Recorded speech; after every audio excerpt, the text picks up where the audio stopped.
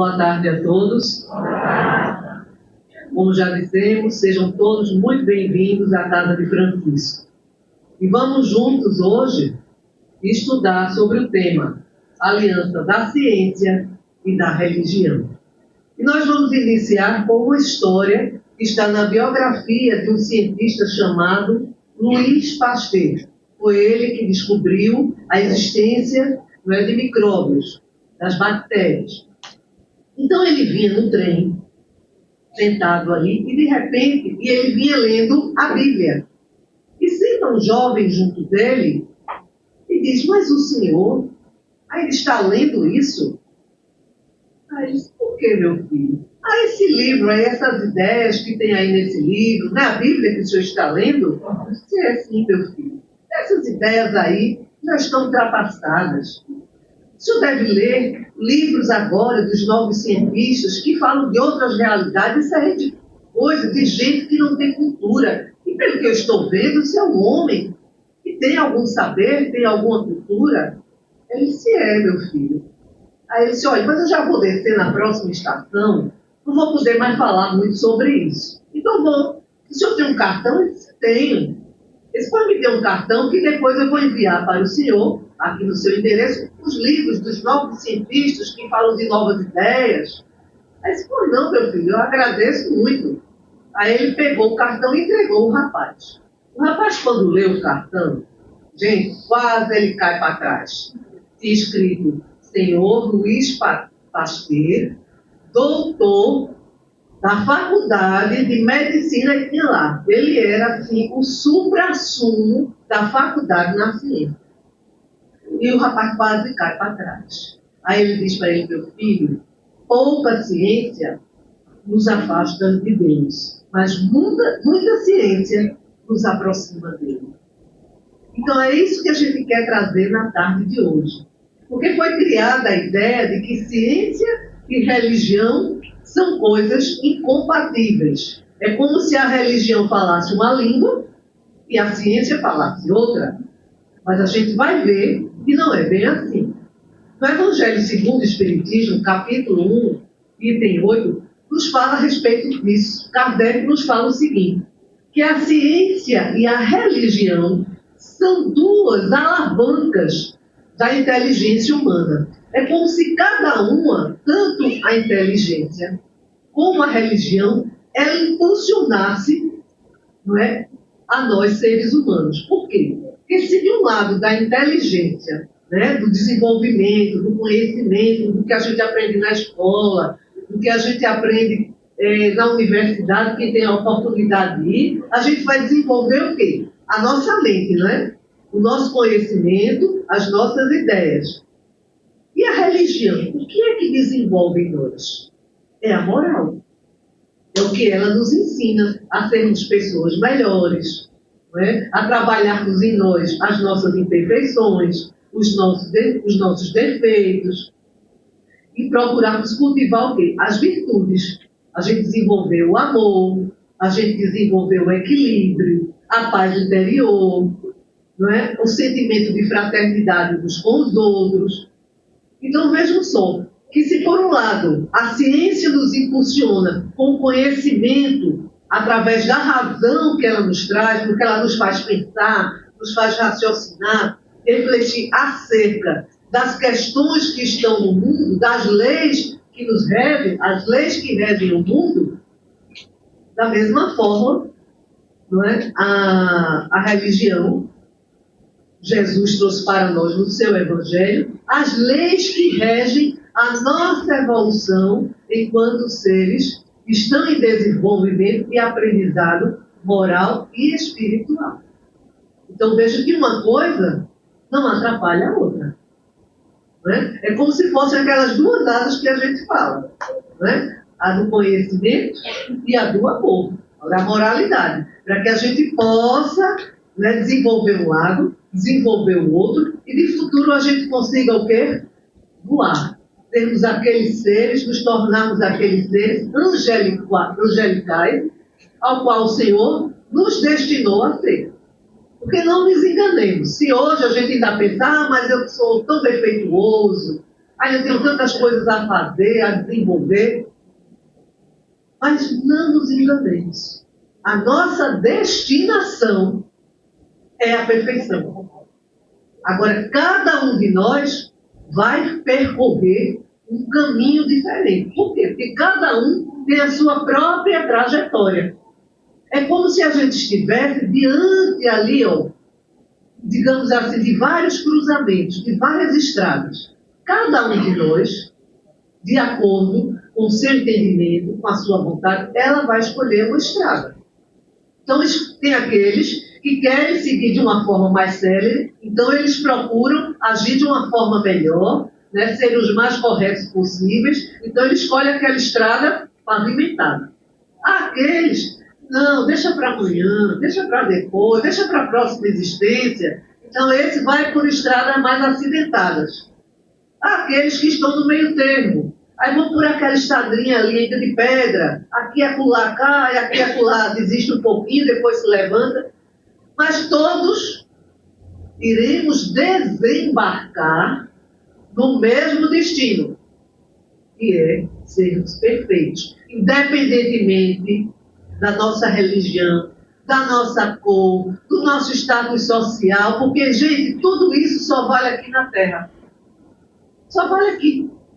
Quando a gente desencarnar, o que vale é o que a gente traz na alma. São as virtudes que conseguimos desenvolver, o amor que conseguimos ter em nosso coração e os aprendizados que adquirimos. É isso que fará a diferença do outro lado. O resto tudo vai ficar aqui. Então, continuando. A ciência revela para nós as leis do mundo. A religião revela para nós as leis do mundo moral. E no livro Fonte de Paz, psicografado por Chico Xavier, tem uma mensagem chamada Sublime Triângulo, que no final a gente vai ver ela completa. Nós vamos agora ver só um trechinho que nos diz assim: a ciência, a filosofia e a religião constituem um triângulo sobre a qual a doutrina espírita assenta as próprias bases, preparando a humanidade presente para a vitória suprema do amor e da sabedoria no grande futuro. Então, a doutrina espírita, ela está assentada nesse tripé: ciência, filosofia e religião. A ciência, como dissemos, ela vai nos revelar as leis do mundo, as leis materiais. A filosofia nos leva ao autoconhecimento, a saber quem somos, para onde vamos e onde queremos chegar. E a religião, ela nos ensina a moral. Esse avanço enquanto espíritos que somos, criados para o bem e para o amor. Então a gente vai ver aqui algumas considerações sobre a ciência e sobre a religião. Ambas se originam de uma mesma fonte. Vocês concordam comigo? Que todas emanam de Deus? E tanto a ciência quanto a religião, ela procede de quem? Com a permissão de quem? Não é de Deus, gente? Tudo não vem de Deus? Quem é Deus? Inteligência suprema e primária, criador de todas as coisas. Então, todas as coisas que existem, se não são criadas diretamente por Deus, mas é pela permissão dele. É porque ele nos permite chegar nesse ou naquele caminho, nesse ou naquele conhecimento. Vocês concordam comigo? Então vamos lá. Ambas se originam, como dissemos, da mesma fonte, de Deus. Se complementam e não se contradizem. Nós, com nossa vaidade, orgulho, a gente achou assim: eu sou o dono da verdade. Não, a ciência está com a verdade. Não, a minha religião é que está com a verdade. Não quero nem saber o que você tem a me dizer. Eu digo A, você diz B. Porque é bem nosso, né? É bem nosso, é bem humano, essa coisa de cada um querer ser o dono da verdade. Mas a verdade, gente, é que a verdade não tem dono. Porque a verdade, ela emana de Deus e dos seus prepostos e daqueles que trabalham em seu nome, como o Mestre Jesus. Então, como ele dizia, eu vim dar testemunho da verdade. Quando Pilatos, naquele momento supremo, pergunta a ele, és rei? Ele diz, tu o dizes. O que eu aqui vim fazer é dar testemunho da verdade. E foi ou não foi o que ele fez? Veio trazer para nós a imortalidade da alma, a pluralidade das existências, as muitas moradas na casa do meu Pai, o amor e a caridade como condição essencial para a nossa ascensão divina. Ele não disse, ele praticou em todos os momentos de sua vida. Então ele deixou para nós esse roteiro de luz. Então não tem como ir de encontro a tudo isso que ele nos trouxe. Então, como a gente estava dizendo, a incompatibilidade que surgiu entre a ciência e a religião foi o exclusivismo. Cada uma quis ser dona da verdade, levando o quê? A conflitos, a incredulidade e essa grande intolerância que a gente ainda vê entre as religiões. Cada um que diga, não, você é o ímpio, você é o errado, eu sou o certo. Você vai para o inferno, né? Eu não, eu vou para o certo, porque a minha religião, não, o espiritismo não é o certo. Então, cada um, mas a doutrina espírita, ela tem outra perspectiva. Nós é que às vezes nos arvoramos a ser os donos da verdade. E nós vamos ver que a ciência sempre existiu. Não é uma coisa de hoje, de agora. Vocês acreditam que no Antigo Egito, o que a gente hoje estuda na doutrina espírita, havia um sacerdote chamado Imhotep. Ele era o sacerdote do faraó e de toda a família dos nobres daquela época. E ele era muito considerado pelo faraó. Tanto é que foi construída uma pirâmide para ele. Isso só era para os grandes reis, ou então aqueles que eram muito considerados por ele. Porque ele já usava naquela época o que a gente hoje sabe, que é quando a gente dorme, a gente sai do corpo. Então ele já usava essa técnica, tanto da hipnose, não é? Ele hipnotizava aqueles que estavam doentes, para ele conseguir entender a origem da doença, não é, daquela pessoa, ou então fazer com que ela adormecesse, através da hipnose, através do que a gente vê aqui o passo. Ela saía do corpo e ele ali conseguia conversar com aquele espírito e entender o que estava acontecendo. Porque ele já entendia que o ser humano é um ser integral, composto de corpo e de espírito, e não apenas da matéria, já naquela época. Nós vamos ver também, bem mais na frente, quando Galileu foi um cientista, viu, minha gente? Que ele, baseado nas teorias de outros cientistas, um chamado Pitágoras e outro chamado Copérnico, que eles começaram a estudar e descobriram que a Terra, como se achava naquela época, que a Terra era o centro do universo. Como a gente às vezes costuma dizer hoje, né? A última Coca-Cola do deserto era a Terra. Só que Pitágoras e Copérnico disseram, não é bem assim não. A Terra não é o centro do universo, não. E Galilei, começou estudando essa teoria e realmente ele construiu um telescópio, que é um objeto que você bota para ver as estrelas, os astros que tem no céu. Então, ele descobriu que aquilo que eles diziam era verdade. Que a Terra, na realidade, não era o centro do universo. Que a Terra girava em torno do Sol. Que o Sol estava aqui e que haviam planetas, entre eles a Terra, girando em torno do Sol. Veja só que bacana. Mas, minha gente, quando ele chegou e foi dizer isso para o Papa da época, foi que o Papa disse, não, meu filho, está errado. A Terra é o centro do universo, está lá, é bíblico isso. Eles botaram dessa forma, né?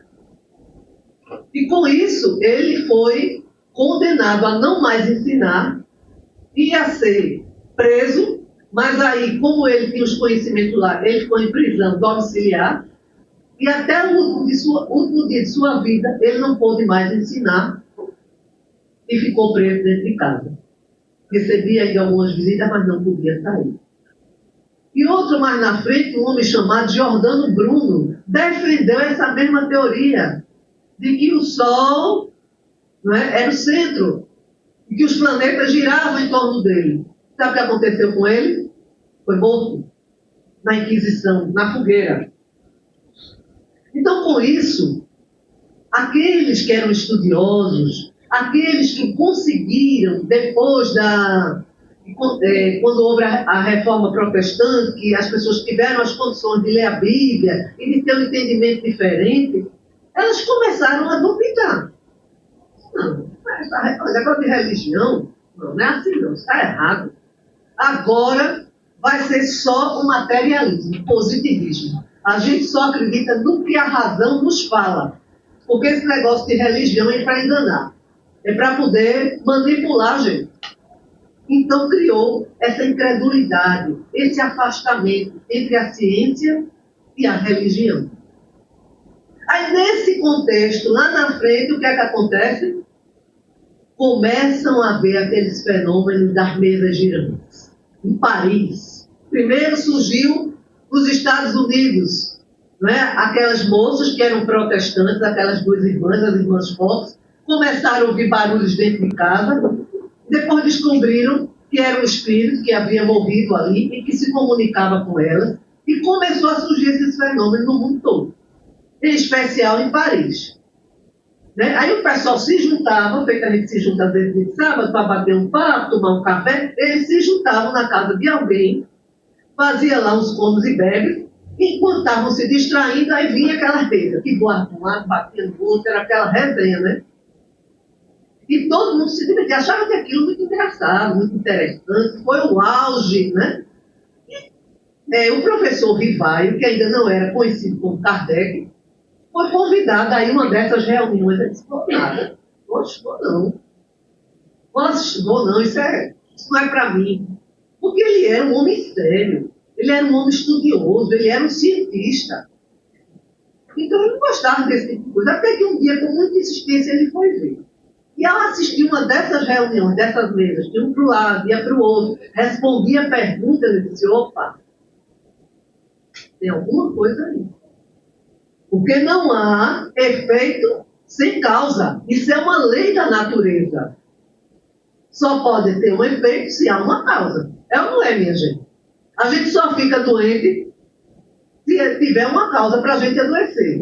É ou não é? Então, da mesma vez, não, tem alguma coisa que é mais. Aí ele se interessou e começou estudando, observando com muita seriedade e com muito critério, porque isso era dele. Ele era um homem sério, ou seja, ele não acreditava as coisas assim de imediato. Você contava uma história e ele, já acreditei. Não era assim. Então ele foi em várias reuniões, vários médios, ele ia questionando de um lado, de outro, de um lado, de outro, e vinham sempre as mesmas respostas. Então ele disse, bem, aqui tem algo sério. E depois foi dito a ele que ele tinha a missão de codificar a doutrina espírita. E ele foi ali estudando, ele com a sua esposa, a Melindê, que muito ajudou, ela foi imprescindível nesses estudos, nessas respostas que chegavam, e que ali ela ia separando, classificando, juntando, enfim. Então ele foi fazer o seguinte, nessa coleta de dados, nessas comparações que ele foi fazendo, nesses questionamentos e na fusão de todas essas respostas ordenadas, classificadas, meditadas, deu origem a quê? Ao Livro dos Espíritos, lançado em 1858. E depois vieram as demais obras da codificação de Kardec. Então, veja só, não foi uma coisa assim aleatória. Então, foi visto que lembra quando Jesus disse lá atrás, não ficareis órfãos, acreditar no Pai e acreditais também em mim, porque eu não vos deixarei órfãos, eu vos enviarei o Consolador prometido e ficará entre vós para sempre. Então, esse foi o momento, quando o mundo estava totalmente materialista, só acreditando no aqui e no agora, achando que religião era uma coisa ultrapassada, e disse, ó, pé agora, vocês vão ver que não é bem assim não. Que vocês vivem em duas dimensões, a material e a espiritual. Porque, em realidade, a nossa origem é espiritual. Nós somos espíritos. E, temporariamente, habitamos aqui, esse nosso corpinho, né? Cada um aí no seu corpinho lindo, maravilhoso, para um aprendizado, com a finalidade de evoluir. Porque a Terra e os demais planetas são escolas. No momento, a gente está matriculado aqui no planeta Terra, que é um planeta de provas e expiação, porque é nele que, momentaneamente, a nossa capacidade evolutiva permite estar. Então, a gente está aqui para aprender. Ninguém se engana. Mas vai chegar um momento, lá na frente, quando já tivermos adquiridos as habilidades, os conhecimentos, e também tivermos desenvolvido essa nossa outra ata da moralidade, e ascendermos espiritualmente, não será mais necessário habitarmos e nem voltarmos a esses planetas que ainda estão no início da sua jornada evolutiva. Nós iremos para outros mais evoluídos, mas aqui também voltaremos, quem sabe, em missão, para ajudar aqueles que, como nós hoje, estamos no início da caminhada. Aí qual é a proposta de Kardec? É bem simples, ele diz assim: a ciência e a religião não são opostas, mas duas formas de nos conduzir ao progresso através desse trabalho conjunto para poder conduzir a humanidade. Do trabalho conjunto da ciência e da religião, ela vai nos conduzir a esse progresso que todos nós necessitamos. Para a integração da ciência e da religião, o Espiritismo propõe o quê? A fé raciocinada, que se apoia na lógica, na observação e na razão. Mas, gente, não é aquela razão que a gente falava, aquela razão que está sedimentada, né, que está plantada no materialismo. Mas é aquela razão que observa, é aquela razão que reflete e que sente que aquilo que está sendo dito para nós não fere o nosso entendimento, não fere a nossa inteligência. Ainda que às vezes a gente não acredite tanto, mas a gente vê que tem uma lógica.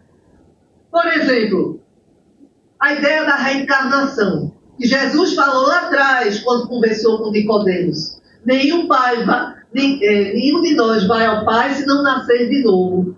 Mas como, mestre, nascer de novo? Será que eu vou entrar na barriga de minha mãe, eu grande desse jeito, e vou nascer? Como é isso? Aí ele diz, o Espírito sopra onde quer, mas a carne procede da carne. Quer dizer, o Espírito, a gente não sabe nem de onde ele veio, nem para onde vai. E a carne procede da carne. Então ele deixou bem claro. E Nicodemos, você entendeu? Olha, se eu te falo das coisas daqui da terra e tu não entendes, como vou falar de coisas celestiais? Então a gente ainda não está preparado para entender esse conceito de reencarnação, que nada mais é do que um mecanismo da justiça divina.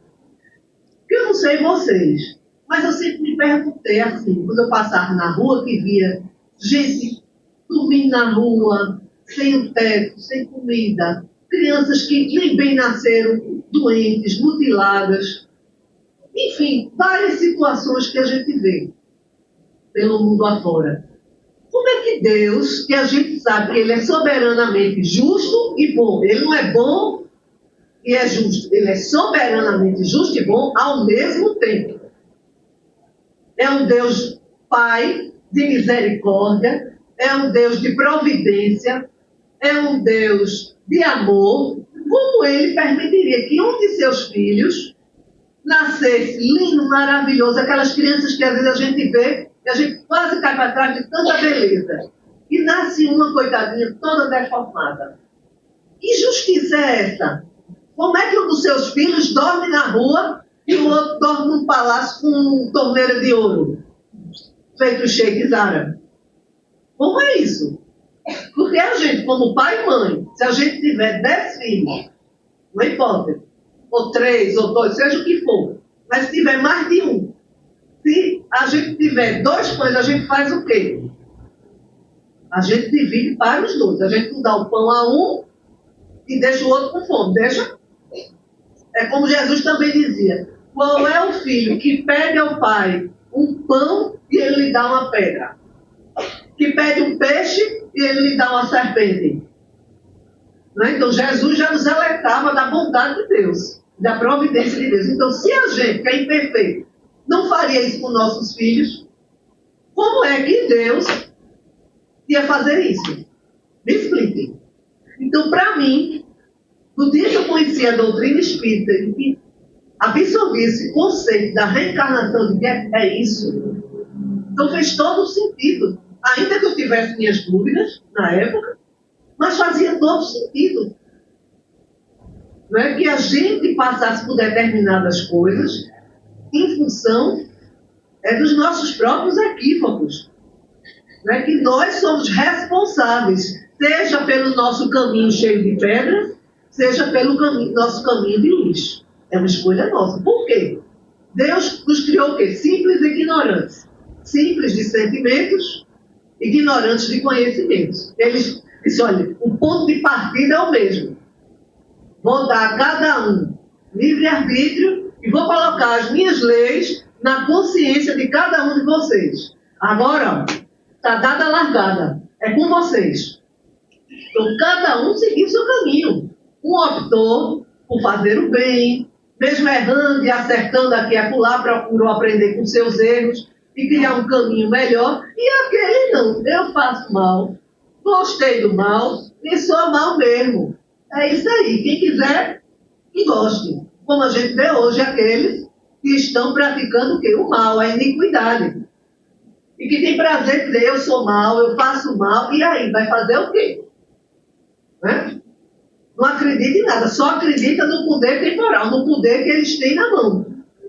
Isso é o mundo todo, não é só aqui, é o mundo todo, cada um que tem as suas ilusões a respeito disso. Mas a gente sabe que não é assim. Quem está no leme de tudo é Deus. Ninguém se engana a respeito disso. E nós vamos ver a respeito disso também que, como a gente disse aqui, né, a fé inabalável é sempre fundamentada na razão. Então, a ciência e a religião são expressões da criação divina. À medida que a ciência avança, como a física quântica, neurociências e tantas outras ciências, vai nos mostrando que existe uma realidade transcendental. E a gente vai ver isso em alguns exemplos em que os pesquisadores, né, uniram a ciência à religião. A gente vai ver lá atrás a primeira médium que foi submetida a experiências estudadas, que foi Eusápia Paladino. Médium é aquele que tem uma faculdade, né, seja de falar, os espíritos virem e dar a mensagem, tem aquelas de efeitos materiais, que era o caso dessa Eusápia Paladino. Ela desprendia dela uma coisa chamada ectoplasma, que é uma espécie de um fluido. Né? E ali ela conseguia fazer materializações, espíritos que estavam ali se mostravam a todos, objetos iam de um lado para outro. Então, existia um pesquisador chamado Richer. Ele era um cientista e médico. E ele não acreditava em nada dessas coisas, assim, de espírito não.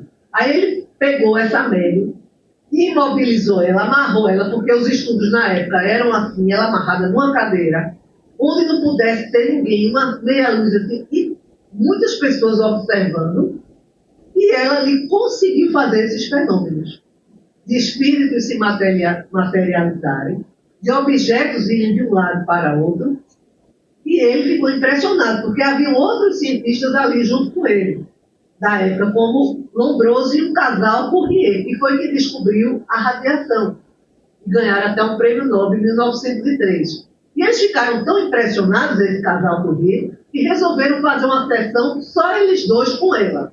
Então eles montaram uma sala, só eles dois e ela, para que não houvesse possibilidade de mistificação nem de fraude. Amarrou ela na cadeira, pobrezinha, e ali ela fez objetos, indo de um lado para o outro, materializações, às vezes, de braços, de mãos, que uma hora beliscava, outra hora acariciava, e eles ficaram impressionadíssimos, porque viram que aquele fato era real. e vinha de uma outra dimensão que não era a da matéria, era a dimensão espiritual. E eles dizem assim: foi muito interessante, e os fenômenos pareciam inexplicáveis. Mesas suspensas, movimentos de objetos, mãos que beliscam ou acariciam, tudo no local preparado por nós, sem a possibilidade de mentira, de fraude, a médium completamente imobilizado.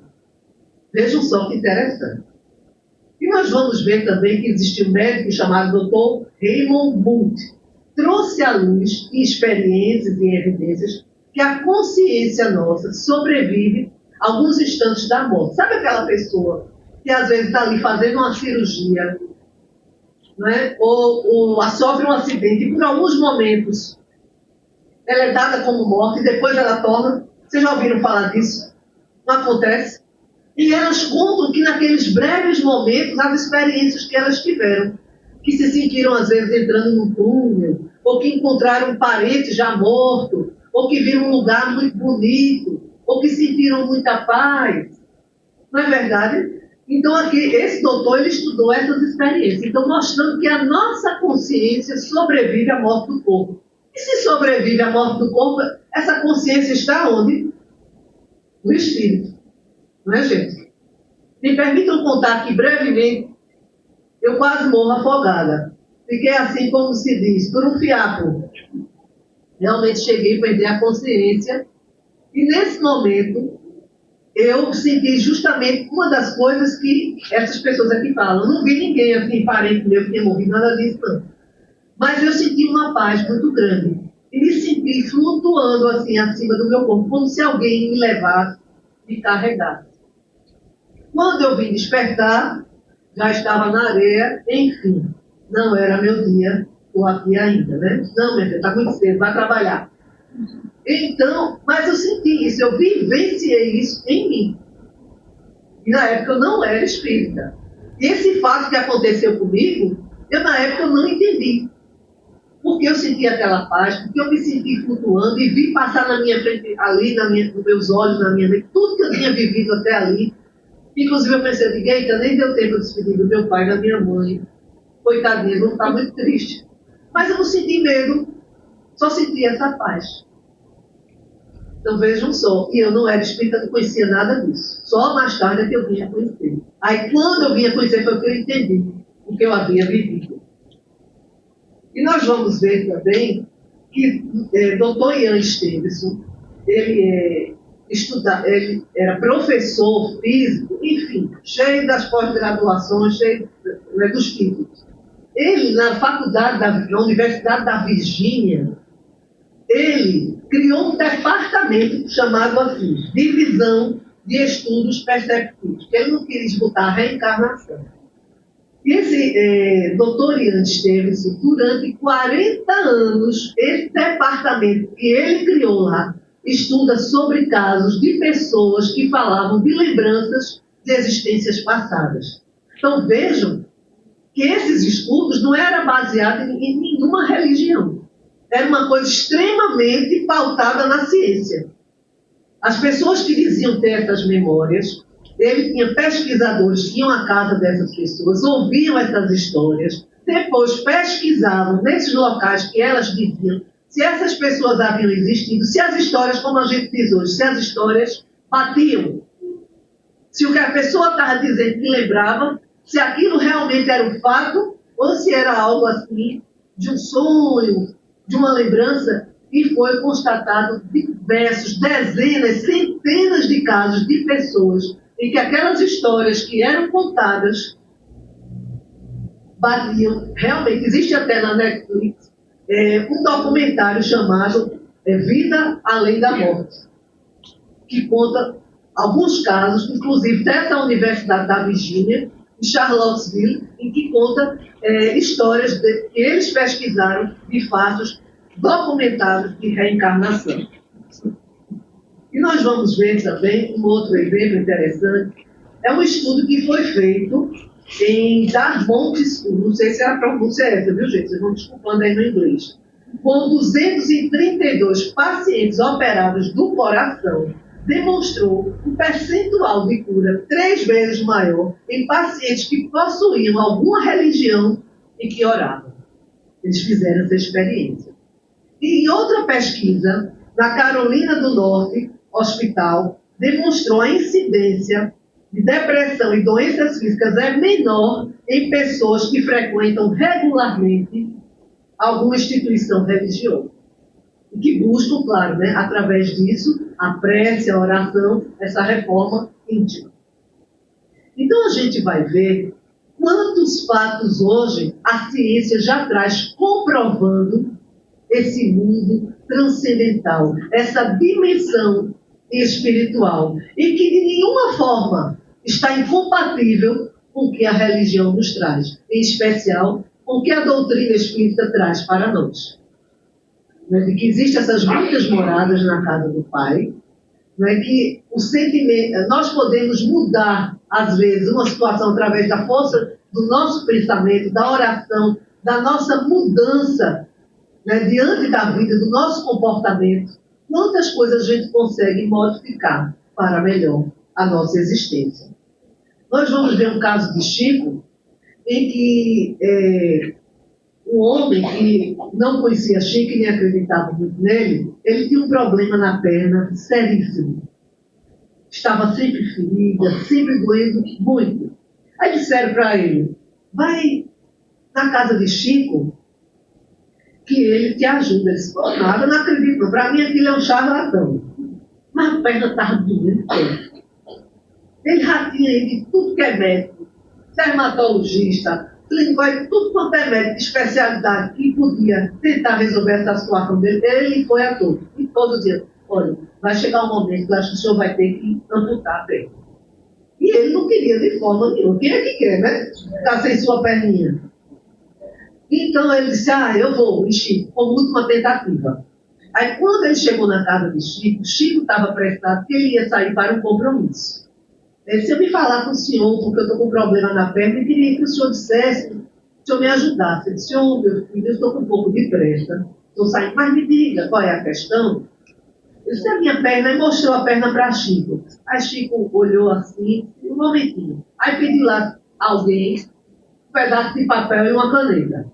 Aí alguém trouxe um pedaço, sabe aquele papel madeira que embrulha pão? Aí trouxe um pedaço daquele. E uma caneta lá. Aí ele escreveu lá um receituário. Disse, vá com Deus, meu filho, faça isso que está aí, que você vai ficar bom. E Chico foi embora. E ele, quando olhou aquele pedaço de papel, madeira, papel que embrulha pão, escrito para lá e para cá, isso é um charlatão, bem que eu disse que ele é um charlatão. Eu não devia nem ter perdido meu tempo da vida. Foi embora para casa.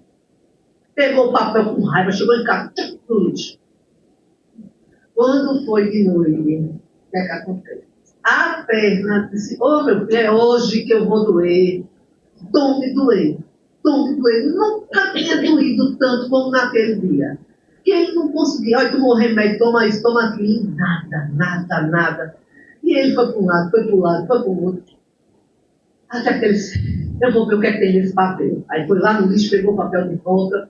No outro dia, quando amanheceu, ele mandou aviar aquela receita no farmacêutico. O farmacêutico fez. Ele trouxe para casa, começou a usar. Em poucos dias, a perna foi parando de vir. Os ferimentos foram fechando. Olha só. E ele ficou impressionadíssimo com a mas como é que pode?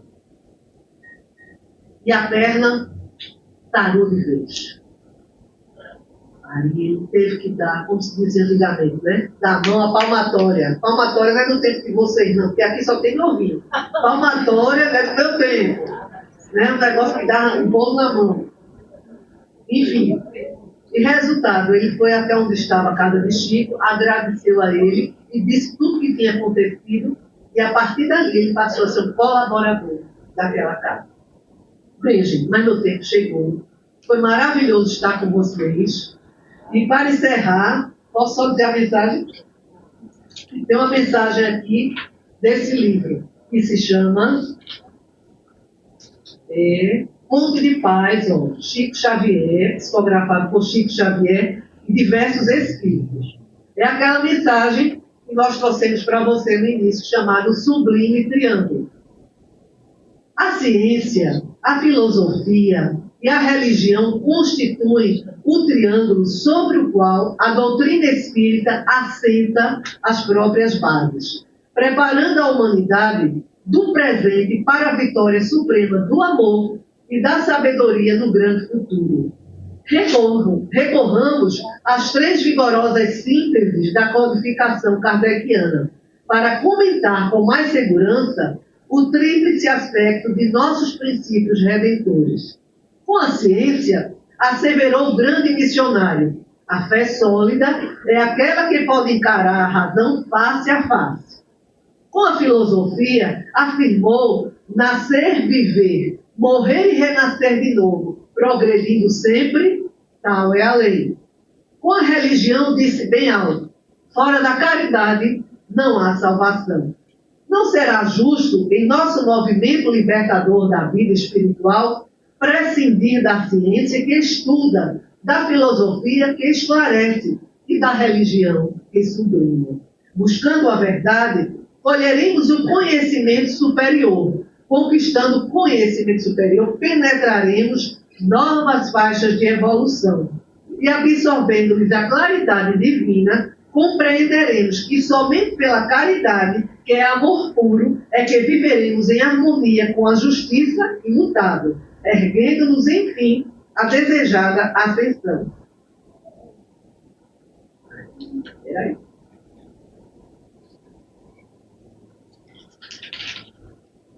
Abracemos em nossa fé o trabalho paciente da pesquisa honesta e a construção do entendimento, para que a fraternidade cristã possa esculpir em nós mesmos a viva pregação do ideal que espalhamos, no serviço aos outros, que significa serviço a nós mesmos. Em suma, em resumo, instruamo-nos e amemo-nos uns aos outros, descerrando o coração ao sol da boa vontade infatigável e incessante. E o Espírito da Verdade nos tomará na terra por instrumentos úteis na edificação do reino de Deus. Muita paz para todos.